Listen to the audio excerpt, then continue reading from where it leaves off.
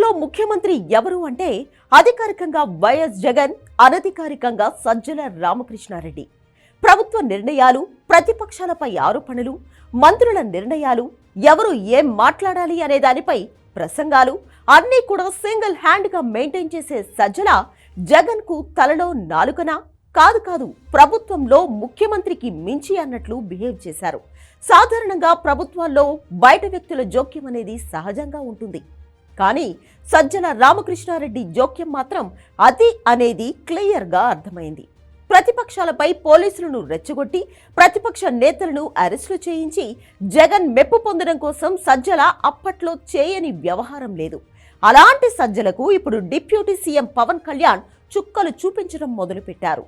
YCP అధికారంలో ఉన్న సమయంలో అంతా నాదే అని చక్రం తిప్పిన సజ్జల రామకృష్ణారెడ్డికి ఇప్పుడు డిప్యూటీ సీఎం పవన్ కళ్యాణ్ ముహూర్తం ఫిక్స్ చేశారు. వైసీపీ గవర్నమెంట్ లో సజ్జల రామకృష్ణారెడ్డి కుటుంబ సభ్యులు పెద్ద ఎత్తున అక్రమాలకు పాల్పడినట్లు ఎల్లో మీడియాలో ఎప్పటి నుంచో వార్తలు వస్తూనే ఉన్నాయి. నారా లోకేష్ రాసుకున్న రెడ్ బుక్ లో సజ్జల రామకృష్ణారెడ్డి పేరు ముందు ఉంటుంది. అలాంటి సజ్జలను ప్రభుత్వం మారిన 6 నెలల తర్వాత కూడా ఏమీ చేయకపోవడం తెలుగుదేశం పార్టీ కార్యకర్తలకు ఒళ్ళు మండేలా చేసింది. ఈ వ్యవహారంలో అన్నీ గమనిస్తూ వచ్చిన పవన్ కళ్యాణ్ ఇప్పుడు రంగంలోకి దిగారు.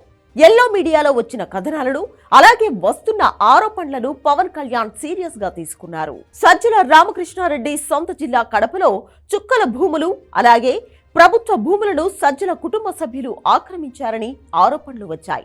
52 ఎకరాల భూములు ఆక్రమించి అక్కడ గెస్ట్ హౌజులు, పళ్ల తోటలు, కూరగాయల తోటలు వంటివి పెంచుతున్నారని ఎప్పటి నుంచో మీడియాలో కథనాలు వస్తూనే ఉన్నాయి. ఇప్పుడు వాటిపై పవన్ కళ్యాణ్ విచారణకు ఆదేశించారు.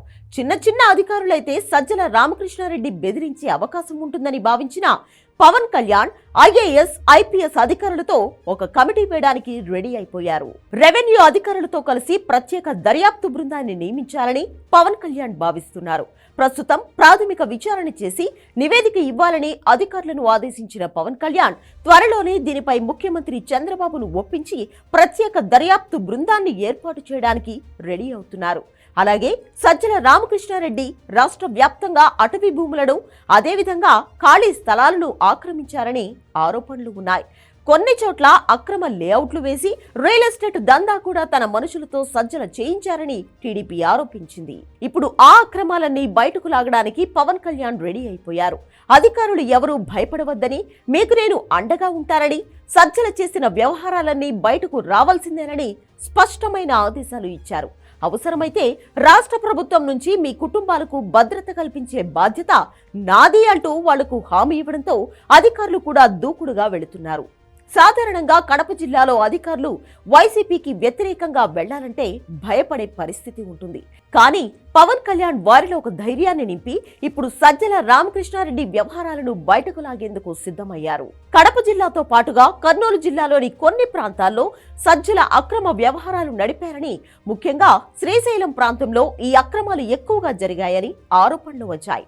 ఇప్పుడు వాటిపై కూడా రాష్ట్ర ప్రభుత్వం దృష్టి సారించింది. వీటన్నిటిపై నివేదిక అందిన తర్వాత సజ్జలపై చర్యలకు రంగం సిద్ధం చేసే అవకాశం ఉండవచ్చు. స్వయంగా ఈ విషయంలో పవన్ కళ్యాణ్ ఇన్వాల్వ్ కావడంతో అధికారుల్లో కూడా ఒక రకమైన టెన్షన్ మొదలైంది. అటు చంద్రబాబు కూడా సజ్జల విషయం సీరియస్ గానే ఉండడంతో పవన్ కళ్యాణ్ త్వరలోనే కొన్ని సెన్సేషనల్ డెసిషన్స్ కూడా అనౌన్స్ చేయనున్నారు.